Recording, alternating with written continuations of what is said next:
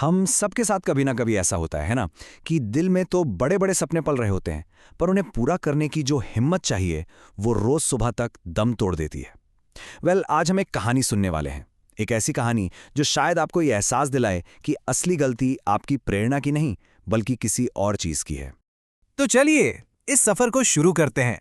लेकिन उससे पहले एक छोटी सी रिक्वेस्ट। अगर आप चाहते हैं कि ऐसी ही कहानियां आप तक पहुंचती रहें, तो प्लीज हमारे चैनल को लाइक और सब्सक्राइब करना मत भूलिएगा। आपका सपोर्ट ही हमारी असली ताकत है। तो सबसे पहले बात करते हैं उस एक चीज की जिसके पीछे हम सब भागते हैं, मोटिवेशन, प्रेरणा।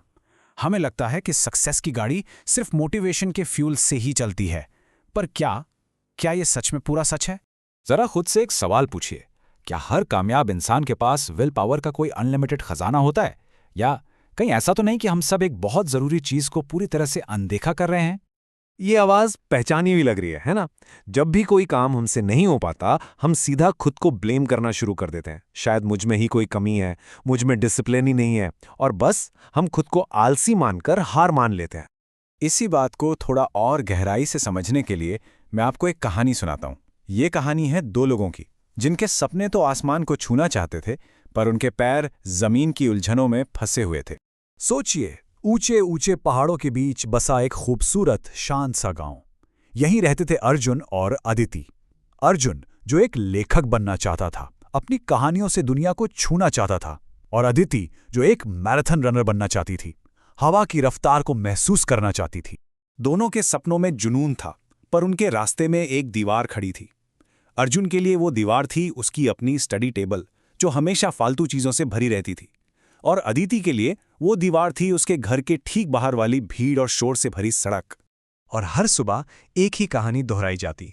अर्जुन लिखने के लिए बैठता, पर उस बिखरी हुई मेज को देखकर उसका मन भी भटक जाता। अदिति दौड़ने के लिए तैयार होती, पर खिड़की से बाहर का शोर और भीड़ देखकर उसका सारा जोश ठंडा पड़ जाता। और हर रात दोनों एक ही बात सोचते, शायद ये सपने मेरे लिए बने ही नहीं हैं। लेकिन फिर एक शाम, जब उम्मीद लगभग खत्म हो चुकी थी, एक छोटा सा लम्हा आया, एक ऐसा विचार जिसने उनकी पूरी दुनिया को बदल कर रख दिया।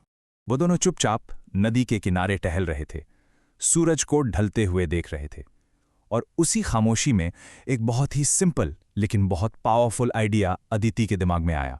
उसने अर्जुन की तरफ देखा और बहुत धीरे से कहा, अर्जुन, सोचो, क्या हो अगर गलती हमारी विल पावर की हो ही ना? क्या हो अगर प्रॉब्लम हमारी जगह की हो, हमारे माहौल की? बस यही वो पल था जब उन्हें अपनी असली प्रॉब्लम समझ में आ गई। उसी पल उन्होंने एक फैसला किया। अब वो अपनी इच्छा शक्ति से लड़ेंगे नहीं, बल्कि वो अपने माहौल को, अपनी दुनिया को ही ऐसा बनाएंगे जहां सही काम करना मुश्किल नहीं, बल्कि सबसे आसान ऑप्शन बन जाए। और पता है, उन्होंने जो बदलाव किए वो बहुत ही छोटे छोटे थे। अर्जुन ने अपनी टेबल से सब कुछ हटा दिया, सिर्फ एक नोटबुक और एक पेन, बस। अब जब भी वो बैठता, उसका ध्यान भटकने का कोई चांस ही नहीं था। और अदिति, उसने उस भीड़ भरी सड़क को छोड़ दिया और पास के जंगल में एक शांत सा रास्ता खोज निकाला, और उसने अपने रनिंग शूज को दरवाजे के ठीक सामने रखना शुरू कर दिया, ताकि सुबह उठते ही सबसे पहली नजर अपने लक्ष्य पर पड़े। तो इन नन्हे नन्हे बदलावों का अंजाम क्या हुआ? जो हुआ वो हमें एक बहुत बड़ी बात सिखाता है, ये कि हमारी आदतें हमारी विल पावर से नहीं, हमारे माहौल से जन्म लेती हैं। देखते ही देखते अर्जुन के खाली पन्ने कहानियों से भरने लगे, और उस शांत जंगल में अदिति के कदमों की आवाज गूंजने लगी। पता है क्यों? क्योंकि उन्होंने मोटिवेशन का इंतजार करना छोड़ दिया था। उन्होंने अपने काम को इतना आसान बना लिया था कि उसे ना करना ज्यादा मुश्किल था। और दोस्तों, यही इस कहानी का असली मतलब है। उनकी जीत किसी जादुई मोटिवेशन या विल पावर की वजह से नहीं हुई। उनकी जीत उस दुनिया की वजह से हुई जिसे उन्होंने अपने सपनों को पूरा करने के लिए खुद डिजाइन किया था। हमेशा याद रखिए, मोटिवेशन एक मेहमान की तरह है, आज है कल नहीं। लेकिन आपका माहौल, आपका एनवायरनमेंट, वो आपका घर है, वो हमेशा आपके साथ है। अपने घर को ऐसा बनाइए जहां अच्छी आदतें खुद ब खुद पनपने लगे। तो अब ये सवाल मैं आपके लिए छोड़कर जा रहा हूं, आज अभी आप अपनी दुनिया में वो एक छोटा सा बदलाव क्या करने वाले हैं जो आपको आपके सपने के एक कदम और करीब ले जाएगा? सोचिए, वो एक कौन सी चीज है जिसे आप आसान बना सकते हैं। हमारे साथ इस कहानी का हिस्सा बनने के लिए आपका बहुत बहुत शुक्रिया। अगर इस कहानी ने आपको छुआ है तो इसे किसी ऐसे दोस्त के साथ शेयर जरूर कीजिएगा जिसे इसकी जरूरत हो।